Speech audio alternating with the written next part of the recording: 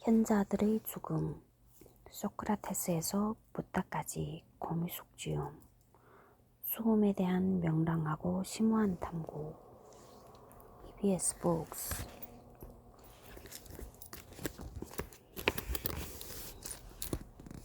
책을 열며 죽음을 탐구하라. 명랑하고 심오하게. 문득 돌아보니 코로나19가 증발했다. 물론 코로나19 자체는 여전히 우리 곁에 있다. 하지만 이젠 더는 대세가 아니다. 그저 여러 바이러스 감염증 중 하나가 되었을 뿐. 코로나19가 세상을 쥐락펴락할 땐 생각했다. 코로나19만 종식되면 세상은 좋아질 거라고. 이를테면 자본과 노동과 소비의 쳇바퀴에서 벗어나 공감과 소통이 활발하게 이루어지게 될 거라고. 코로나19가 우리에게 준 메시지가 바로 그것이었으므로. 하나 보다시피 아니었다. 코로나19가 수그러들 즈음 2022년 2월 우크라이나 전쟁이 시작되었고, 이 서문을 완성할 즈음 팔레스타인과 이스라엘의 전쟁이 발발했다. 전쟁뿐인가, 묻지마 테러를 포함하여 지진, 산불, 홍수 같은 기후재앙이 본격화되고 있다. 더 놀라운 건 그럼에도 세상의 방향이 전혀 바뀌지 않는다는 사실이다. 이전에도 그러했듯이 오직 자본, 오직 노동과 소비뿐이다. 덕분에 한 가지는 분명해졌다. 우리의 문명은 앞으로도 절대 방향을 바꾸지 않을 거라는 사실. 예컨대 종말이 코앞에 닥쳐와도 소유와 중독을 향해 질주할 거라는 사실. 1인 가구가 대세가 되어도 결코 공감이나 소통 따위는 안중에도 없을 거라는 사실 말이다. 너무 염세적인 거 아니냐고? 천만에. 이 자명한 사실을 받아들이자 내 마음은 지극히 평온해졌다. 이토록 평온했던 적이 있었던가 싶을 정도로 평온하다.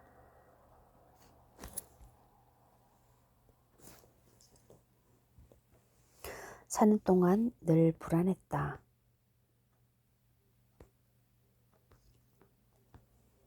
왜?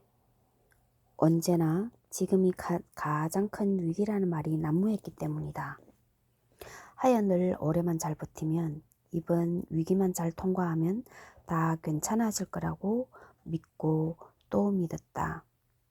그래서인가 늘 마음이 여기가 아닌 저기에, 지금이 아닌 미래에 가 있었다.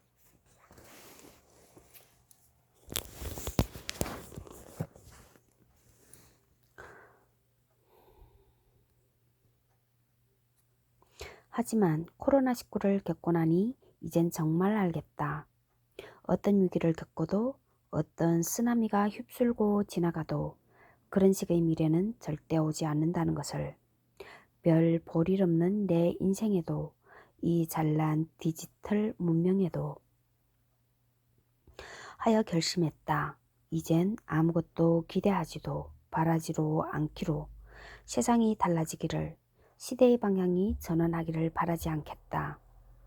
세상이 달라지건 말건, 방향을 바꾸건 말건, 그냥 나는 나의 길을 가리라. 그렇게 마음 먹자 갑자기 눈앞이 환해졌다. 소크라테스와 장자,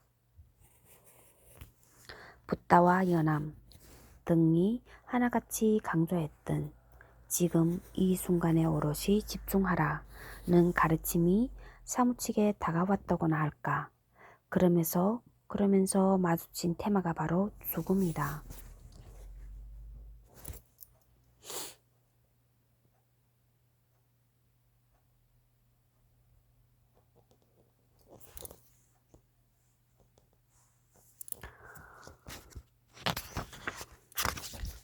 (2024년 10월 21일) 월요일.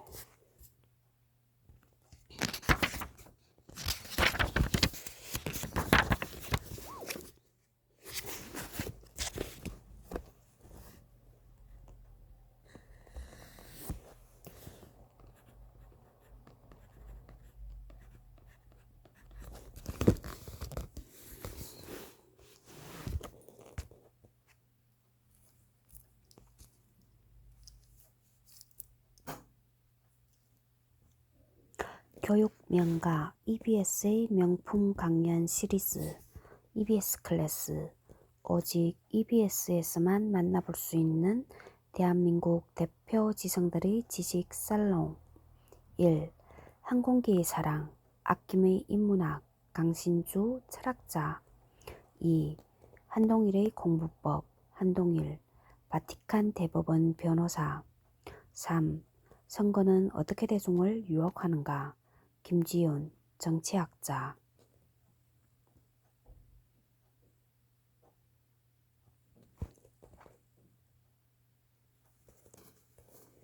4. 커피의 본질 구대회 커피 전문가. 5. 70년대생이 운다 박중근 기업경영 컨설턴트. 6. 모던 테크 홍성욱 과학기술학자. 7. 2020 노벨상 강의 이명현 송기원 신해철 박정호. 8. 마태복음서 김학철 신학자. 9. 혼돈의 시대 리더의 길 박홍규 법학자.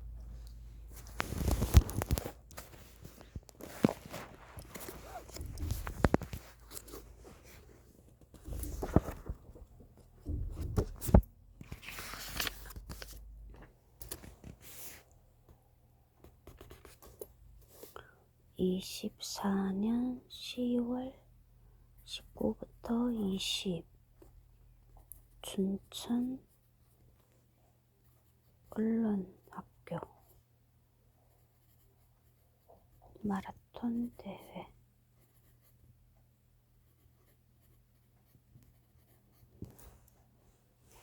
평양냉면.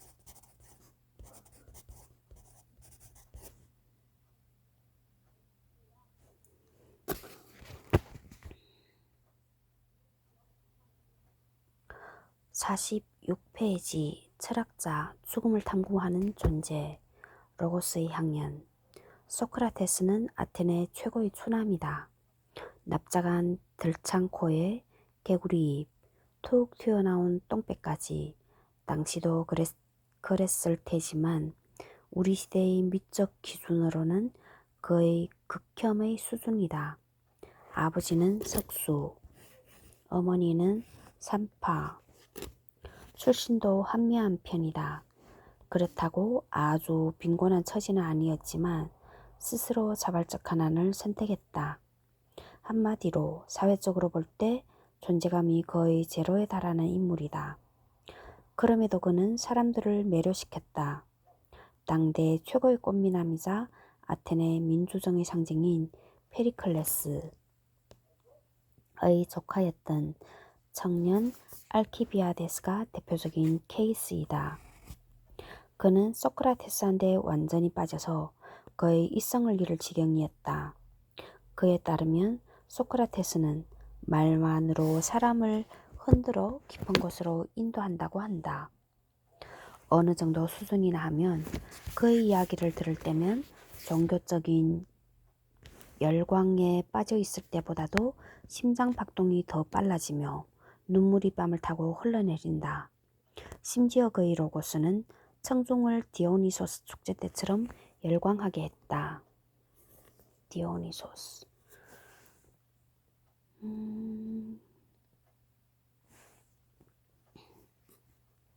잘 감이 잡히진 않지만 언어가 이런 흡인력을 가진 것만은 분명하다. 인간은 호모 사피엔스이자 호모 로켄스다. 언어야말로 가장 인간적인 특성이자 보편적 능력이다. 언어야말로 가장 인간적인 특성이자 보편적인 능력이다. 아테네 문명은 민주정을 꽃피웠고 그 민주정의 핵심은 광장 아고라에서 펼치는 로고스의 향연이었다. 여자와 노예를 제외한 모든 시민은 늘 자신의 논리를 대중 앞에서 설파할 수 있었다. 아울러 수많은 소피스트가 아테네로 몰려오면서 철학과 논리, 수사학은 절정에 이르렀다. 그런 시대적 배경 속에서 소크라테스가 등장했고 그는 일찍이 경험해 보지 못한 말의 향연을 펼쳤다. 그것을 일러그는 지혜라고 불렀다. 지혜란 인간과 세계에 대한 가장 근원적인 이치를 말한다. 지혜란 인간과 세계에 대한 가장 근원적인 이치. 따라서 부와 권세, 명예 따위와는 비교할 수 없는 자유와 환희를 제공한다. 자유와 환희. 죽음이라는 장벽을 뛰어넘는 것은 말할 나위도 없다. 앞서 언급했듯이 그는 어떤 사람이 죽음을 두려워한다면 그는 지혜로운 것처럼 보여도 실제로는 지혜롭지 않으며 무엇을 아는 것처럼 보여도 실제로는 알지 못한다고 단언했다.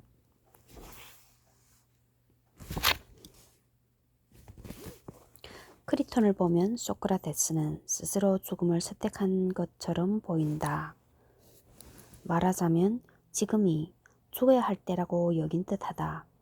크리톤의 배경은 아폴론 축제를 위해 델로스로 보낸 배가 아테네로 돌아오기 직전, 다시 말해 사형이 집행되기 하루 혹은 이틀 전의 상황이다. 크리톤의 배경은 아폴론 축제를 위해 델로스로 보낸 배가 아테네로 돌아오기 직전, 다시 말해 사형이 집행되기 하루 혹은 이틀 전의 상황이다. 절친 크리톤의 입장에선 일이 어쩌다 이 지경이 되었는지 도무지 이해할 수가 없다. 그래서 기회는 오직 오늘 밤뿐이다. 일단 친구의 목숨을 구하고 봐야 하지 않나. 이런 생각이 들었다. 게다가 자신에겐 그럴 만한 경제력이 충분하다. 그런데도 소크라테스를 탈출시키지 않는다면 친구보다 돈을 더 소중히 여긴 자라는 불명예를 안게 될 것이다. 하여 온 마음을 다해 소크라테스를 설득한다.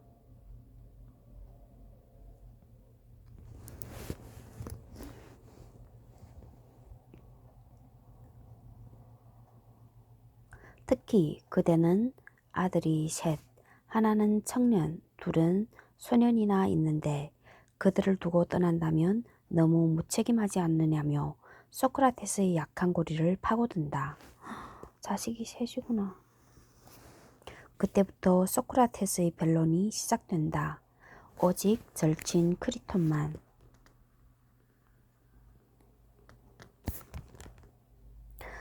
를 위한 변론이다. 변론의 기준은 이성과 진리라는 원칙. 변론의 기준은 이성과 진리라는 원칙. 먼저 아테네 사람들이 나를 방면하고자 하지 않는데도 내가 이곳을 빠져나가고자 하는 것이 과연 옳은 일인지를 살펴보자고 한다. 비용과 평판, 자녀 교육 등은 중요하지 않다. 죽느냐 사느냐도 부차적이다. 그럼 뭐가 가장 중요한가? 어떤 상황에서도 불의를 행해서는 안 된다는 원칙이다. 어떤 상황에서도 불의를 행해서는 안 된다는 원칙.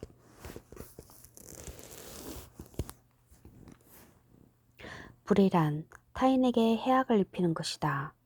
불의를 저지르지 않는 것이야말로 철학과 지혜의 핵심이다. 철학과 지혜의 핵심. 불의를 저지르지 않는 것. 그럼 이런 반론이 바로 나올 수 있다. 아테네 법정이 먼저 불의를 저지르지 않았는가? 말도 안 되는 이유로 아테네 최고의 현자를 사형에 처하라는 판결을 내렸으니 말이다. 하지만 소크라테스는 말한다. 다른 사람에게서 해악을 입었다고 해서 그것을 갚아주려고 해서도 안 된다. 다른 사람에게서 해악을 입었다고 해서 그것을 갚아주려고 해서도 안 된다.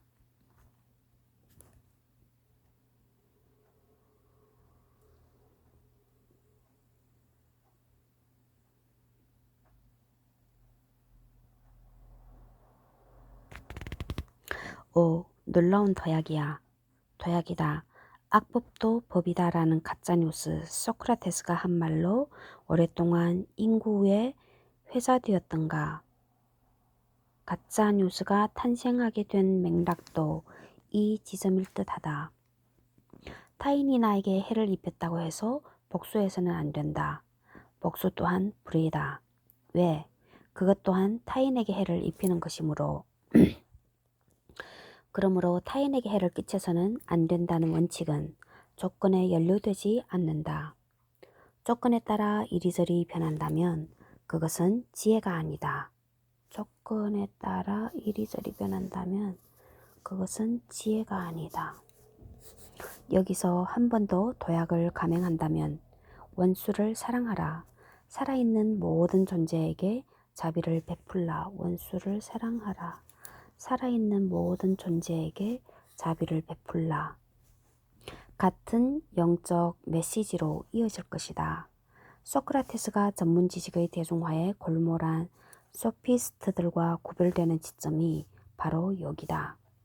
그에게 있어 철학은 인간이 나아가야 할 궁극의 방향을 탐색하는 것이었다. 그 다음 소크라테스는 아테네의 법과 공동체의 처지에서 변론을 진행한다. 자신을 철저히 객관화시키는 특유의 화법이다. 발화 주체는 아테네다. 아테네는 소크라테스에게 이렇게 말한다.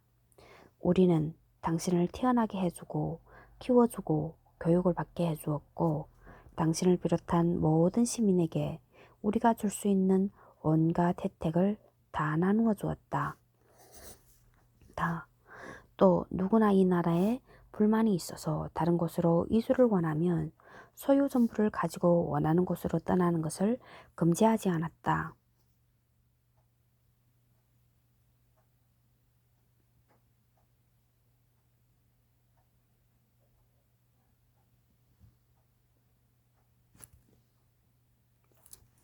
하지만 당신은 그렇게 하지 않았다. 단호하게 이 나라를 선택했고 우리의 법질서에 복종하기로 합의했다. 더구나 재판 과정에서 추방형을 선고해달라고 제안할 수도 있었지만 당신은 그렇게 하지 않고 스스로 사형을 선택했다. 그리고 마지막으로 이렇게 덧붙인다. 소크라테스여, 우리는 당신이 우리 법과 국가에 만족했음을 보여주는 확실한 증거를 가지고 있습니다. 모든 아테네 사람 중에서 유독 당신은 어떤 이유에서든 자발적으로 이 나라를 벗어난 적이 거의 없습니다. 그렇다. 그렇게 살아왔는데 지금 자신에게 불리하다고 탈출을 감행한다는 건 자신의 철학과 원칙을 배반하는 일이다. 크리토는 결국 설복당한다. 소크라테스, 내가 할 말이 없네. 이번엔 소크라테스가 그를 위로한다. 크리톤, 신이 우리를 이 길로 인도하니 이 길을 가세. 이 변론을 통해 알 수 있는 바는 이렇다. 소크라테스는 아테네를 몹시 사랑했다는 것, 아울러 지금까지 삶에 지극히 만족스러워했다는 것, 그리고 지금이야말로 죽음을 맞이하기 딱 좋은 시기라고 생각한다는 것. 그는 확신한다. 영혼만으로 존재하는 것이 저승세계다. 영혼만으로 존재하는 것이 저승의 세계이다. 그렇다면 죽음 이후 저승의 삶을 결정하는 건 영혼의 속성 혹은 영혼의 수준이다. 철학자는 필로소피아, 지혜에 대한 사랑을 향해 나아가는 존재다. 철학자는 필로소피아, 지혜에 대한 사랑을 향해 나아가는 존재. 철학자는 필로소피아, 지혜에 대한 사랑을 향해 나아가는 존재.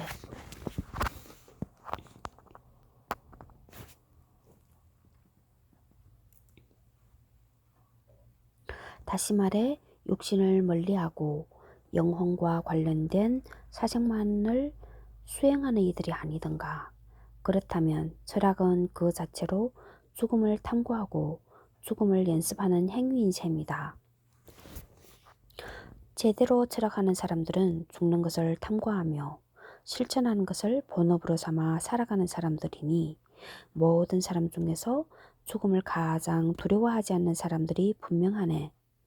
그들은 모든 면에서 몸을 극도로 혐오해 오로지 영혼만으로 존재하고 싶어 하다가 마침 그런 기회가 찾아와 자신이 일평생 벗어나려고 몸부림쳤던 저 몸의 결박에서 놓이게 된 것일세. 그토록 오랜 세월 사모하고 열망해왔던 지혜를 얻을 수 있는 곳으로 가게 된 것이지. 그런데 그것을 기뻐하기는커녕 두려워하고 화를 낸다면 그것이 이치에 맞는 것이겠는가? 철학자는 영혼만을 탐구하고 영혼만으로 존재하기를 원하는 이들이다. 한데 죽음은 마침내 영혼을 괴롭히던 몸의 결박에서 노연하는 사건이다. 온전히 지혜만으로 존재할 수 있게 된다는 뜻이다. 그렇다면 죽음이 닥쳤을 때 그것을 기꺼이 맞이하고 기뻐해야 마땅하지 않은가? 오, 이렇게 단순 명쾌한 문법이라니. 철학, 지혜, 영혼, 죽음이 하나의 원리 안에서 매끄럽게 연결되고 있다. 철학, 지혜, 영혼, 죽음이 하나의 원리 안에서 매끄럽게 연결되고 있다. 요컨대 소크라테스에 따르면 죽음의 공포를 극복하는 길은 간단하다. 죽음의 공포를 극복하는 길. 단지 철학을 하면 된다. 철학이 곧 영혼을 정화하는 행위이고 그 수준에 맞게 죽음 이후를 맞이하게 될 터이니 말이다. 그래서 이토록 자신만만한 것이다.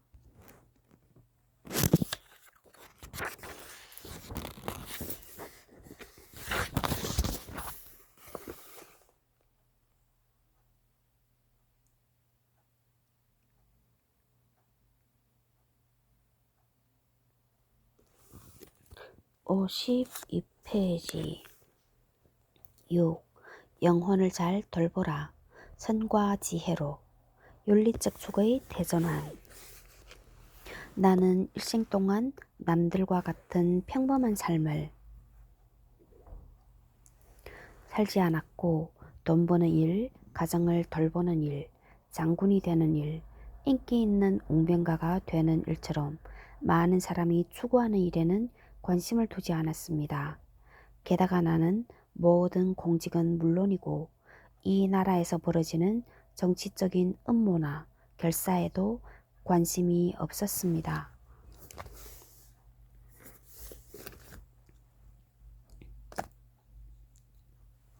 보다시피 소크라테스는 백수다. 소위 세속적으로 잘 나가는 일에는 조금도 마음을 두지 않았다. 그러면 시민운동 같은 제야 정치에는 관심이 있을 법한데 그런 식의 정치적 활동도 일절하지 않았다. 음모나 결사에 관심이 없기도 했지만 더 중요한 건 만약 어떤 종류든 정치적 활동에 관여했으면 벌써 죽었을 것이라고 주장한다. 당시 정치 정세가 그만큼 위태로웠다는 뜻이다. 그의 영혼을 이끄는 다이몬이 정치 활동에 대해선 아주 강력한 부정적 시그널을 보낸 것도 그 때문이었으리라. 그럼 너무 보신주의 아닌가? 아니다.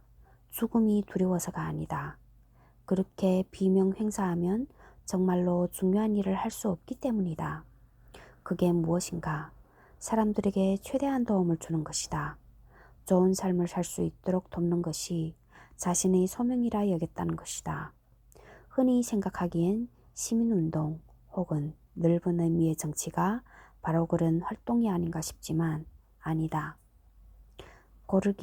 고르기아스에서 그는 아테네의 민주정의 상징인 페리클레스를 강도 높게 비판한다. 페리클레스는 아테네의 부국강병을 이룬 대정치인이지만 소크라테스가 보기엔 오히려 사람들의 삶을 망친 인물이다. 왜냐하면 그는 아테네 시민들에게 불을 안겨주었을지는 모르나 욕구를 다스리는 법을 가르쳐주지는 못했기 때문이다.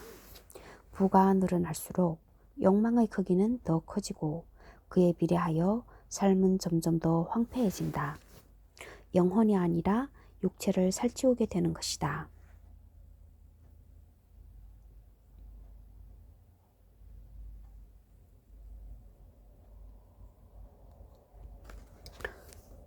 여기서 잠깐 2600년 전 저 머나먼 지중해의 도시국가에 대한 언급인데 왜 이렇게 익숙하지? 그렇다. 문명의 역사가 그러했고 바로 지금 우리 시대가 그렇기 때문이다. 부의 증식과 영혼의 충만함 사이는 점점 더 멀어진다. 앞으로 그 간극이 좁혀질 가능성과 비전도 잘 보이지 않는다. 우리 시대가 소크라테스의 지혜를 끊임없이 소환하는 이유일 터이다. 그럼 그가 사람들을 돕기 위해 해야 할 일은 무엇인가? 사람들의 영혼을 깨우치는 일이다. 그러기 위해선 사람들을 만나야 하고 만나서 대화를 나누어야 한다. 그러기 위해선 사람들을 만나야 하고 만나서 대화를 나누어야 한다. 영혼은 비물질적 운동을 한다. 영혼은 비물질적 운동을 한다. 즉, 물질의 원리를 따르지 않는다. 영혼이 절제와 정의, 자유 등을 갈구하며 비우고 드러내는 것이 핵심이라면 영혼이 절제와 정의, 자유 등을 갈구하며 비우고 드러내는 것이 핵심이라면 육신은 물질과 쾌락을 지향한다. 물질은 소유와 증식을 향해 달려가고 물질은 소유와 증식을 향해 달려가고 쾌락은 더 높은 강도를 요구한다. 결론은 고통과 허무다.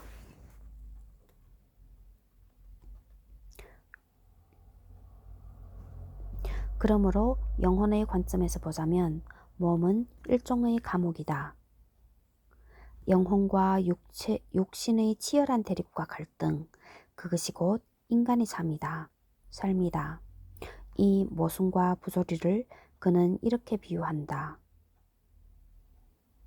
모든 쾌락과 고통은 말하자면 못과 같은 속성이 있어서 영혼을 몸에다 못 박아 단단히 고정함으로써 육신적인 것이 되게 하여 몸이 말하는 것은 무엇이든지 다 맞는 것으로 여기게 만든다고.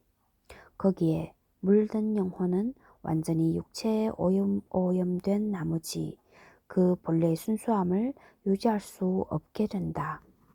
그래서 죽음 이후, 즉 몸에서 분리되어 영혼만으로 존재하게 될 때 신적이고 순수한 단일체와 합의를 하지 못하고 이내 또 다른 몸으로 들어가서 마치 씨가 뿌려진 것처럼 거기에서 자라난다는 것이다. 그렇게 되지 않으려면, 즉 영혼이 순수한 단일체가 되어 신적인 존재들과 결합되려면 어떻게 해야 할까? 당연히 철학을 해야 한다. 철학은 존재를 쾌락과 고통에 결박당하게 하지 않는다. 철학은 존재를 쾌락과 고통에 결박당하게 하지 않는다. 쾌락이나 고통 같은 것에서 벗어나 고요한 평정심 속에서 언제나 사유가 이끄는 것에 집중하게 되면 그런 식의 훈련을 한 영혼은 몸에서 분리되었을 때 그 즉시 산산이 부서지고 바람에 날려 흩어져서 더는 그 어디에도 존재하지 않을 것을 두려워할 이유가 없다. 그렇다면 이제 어떻게 살아야 할지가 분명해진다. 영혼이 불멸이라면 우리가 살아있다고 부르는 이 시간만이 아니라 모든 시간 동안 영혼을 돌보아야 한다. 어떻게? 간단하다. 영혼의 원리, 곧 물질과 반하는 흐름을 취하면 된다. 물질과 반하는 흐름을 취하면 된다. 물질을 추구하지 말라는 뜻인데 육신이 쾌락과 고통을 정신없이 오가는 것이라면 영혼은 사색과 평정을 추구한다. 사색과 평정. 깊이 사색하고 어떤 조건에서도 마음의 평화를 누릴 수 있는 것이 영혼의 진수다.